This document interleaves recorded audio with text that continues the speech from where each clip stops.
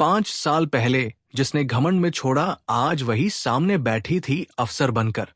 और लड़के ने जो कहा सब कुछ बदल गया। फिर जो हुआ वो किस्मत को भी मालूम नहीं था। पूरी कहानी को जानने के लिए वीडियो को आखिर तक जरूर देखें। साथ ही वीडियो पर लाइक करें, चैनल को सब्सक्राइब करें। दोस्तों, ये कहानी है रवि की और उस सुबह की जब किस्मत और इम्तिहान दोनों उसका इंतजार कर रहे थे। सुबह की हल्की धूप पटना की एक छोटी सी गली की खिड़की से अंदर आ रही थी और उसी रोशनी में रवि की थकी हुई आंखें उम्मीद से चमकने की कोशिश कर रही थी।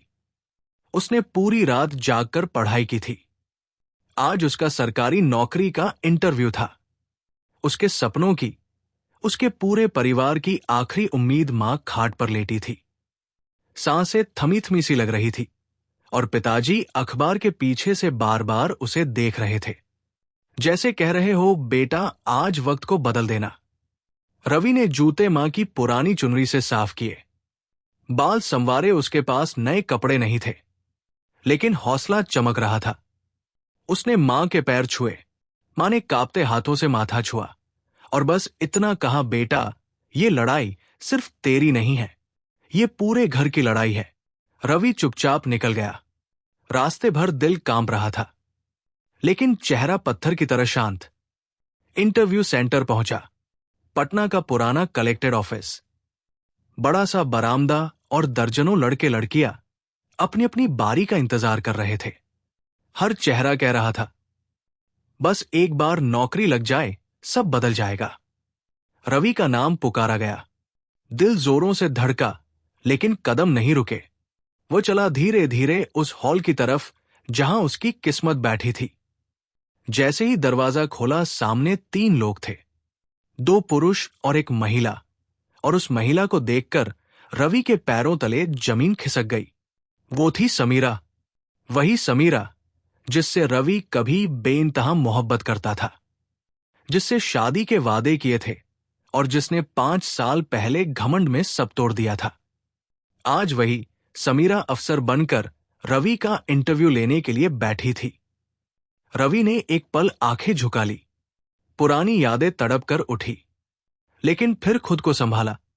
कुर्सी खींचकर बैठ गया और सोच लिया, आज सिर्फ मेरा नाम नहीं, मेरी मेहनत बोलेगी। इंटरव्यू शुरू हुआ। पहला सवाल रवि ने सीधा जवाब दिया। दूसरा सवाल रवि की आवाज में भरोसा था। तीसरा, चौथा, पांचवा, हर सवाल पर जवाब जैसे दिल से निकला हो। उसे किताबें याद नहीं थी, उसे जिंदगी के तजुर्बे याद थे। हर जवाब में उसका संघर्ष था, उसका धैर्य था और उसकी आंखों में एक सपना था। समीरा बस देख रही थी, सुन रही थी। उसकी आंखों में पछतावा था, होठ सूख गए थे और दिल भर आया था। रवि अब वो नहीं रहा था जो चुपचाप ताने सुन लेता था। अब वो आग था जो झुलसाता नहीं, लेकिन सामने वाले को आईना जरूर दिखा देता है। इंटरव्यू खत्म हुआ। रवि उठा, विनम्रता से सबको नमस्ते किया और बिना कोई बात किए वहां से निकल गया। लेकिन कहानी यही खत्म नहीं हुई। जैसे ही वो बाहर निकला, पीछे से एक आवाज आई, रवि अगर 2 मिनट मिलेंगे। वो पलटा। समीरा खड़ी थी, आंखें नम थी और चेहरे पर पछतावे की परतें। रवि ने मुस्कुराकर कहा, 2 मिनट? क्या तुम्हें जो कहना है मैं सुनने को तैयार हूं। दोनों पास के पुराने पार्क में चले गए, वही जगह जहां कभी साथ ख्वाब देखे थे। आज फिर एक बेंच पर दोनों बैठे थे, लेकिन अब बीच में 5 साल का फासला था और हजारों अनकहे जज्बात। बहुत देर तक कोई कुछ नहीं बोला।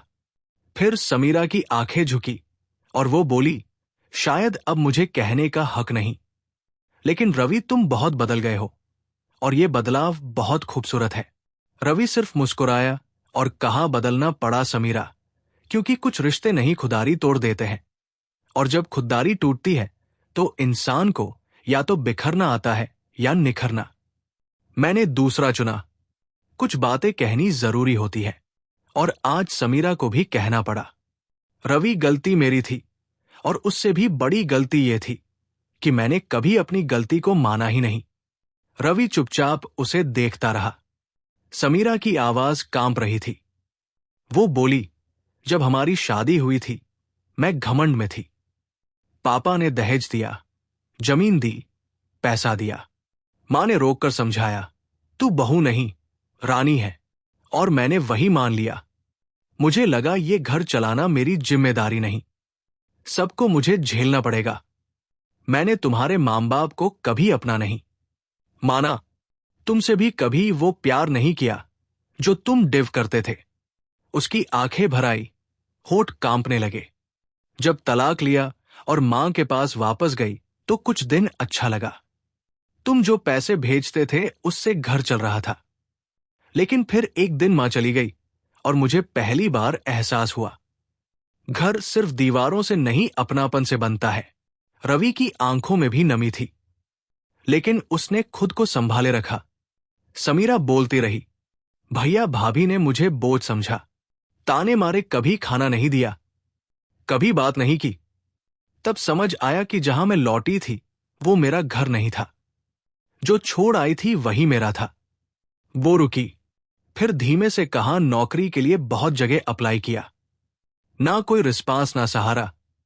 फिर यहां कॉन्ट्रैक्ट जॉब मिली, सैलरी कम है पर गुजारा हो जाता है। पर दिल अब भी नहीं संभलता। थोड़ी देर खामोशी रही। रवि ने धीरे से पूछा, और ये सिंदूर, ये मंगलसूत्र? समीरा ने अपनी आंखें नीचे की गले में हाथ रखा और बोली, ये आज भी तुम्हारे नाम का है। तलाक के बाद भी मैंने इसे नहीं उतारा, ना किसी और से जुड़ पाई, क्योंकि टूटी तुमसे थी तो किसी और से जुड़ना बेमानी लगता था। अब रवि की आंखों से भी आंसू निकल आए, पर ये आंसू दुख के नहीं थे। ये थे उस इंसान के जिसने सब सहा और अब सामने वाले को सच में बदलता देख रहा था। समीरा की आंखों में अब पछतावे से ज्यादा उम्मीद थी। वो कह रही थी, मैं टूटी हूं रवि, लेकिन अब समझ चुकी हूं, अब बदल चुकी हूं। रवि कुछ देर तक उसे देखता रहा, फिर धीमे से पूछा, अब क्या चाहती हो समीरा? समीरा ने कांपती आवाज में कहा, क्या हम फिर से एक साथ नहीं रह सकते रवि? क्या अभी तुम मुझे अपना सकते हो? रवि की आंखें बंद हो गई। उसे वो सब याद आया, मां की बीमारी, पिता की खामोशी, अकेलापन, मेहनत और समीरा की वो पुरानी बातें। लेकिन अब सामने बैठी वही लड़की टूट चुकी थी, सच्चे दिल से पछता रही थी और दोबारा उस घर को सजाने को तैयार थी। रवि ने एक गहरी सांस ली और कहा, अगर तू सच में बदल चुकी है, अगर तुझे अब समझ में आ गया है कि घर घमंड से नहीं, प्यार और अपनापन से चलता है, तो हां, मैं तुम्हें दोबारा अपना सकता हूं। लेकिन इस बार ना कोई तीसरा होगा, ना मां के खिलाफ कोई बात, ना अहंकार, सिर्फ हम दो और हमारा भरोसा। समीरा ने आंखें झुका दी और कहा, अब मैं वही बनना चाहती हूं जो पहले दिन बन सकती थी, लेकिन तब मैं समझ नहीं पाई। अब समझ गई हूं। कुछ ही दिनों बाद रवि गांव लौटा और फिर एक सुबह पटना के उसी पुराने मोहल्ले में समीरा को लेने पहुंचा। अब वो मायका नहीं, बस 4 दीवारें थी, जहां अब कोई उसका इंतजार नहीं करता था।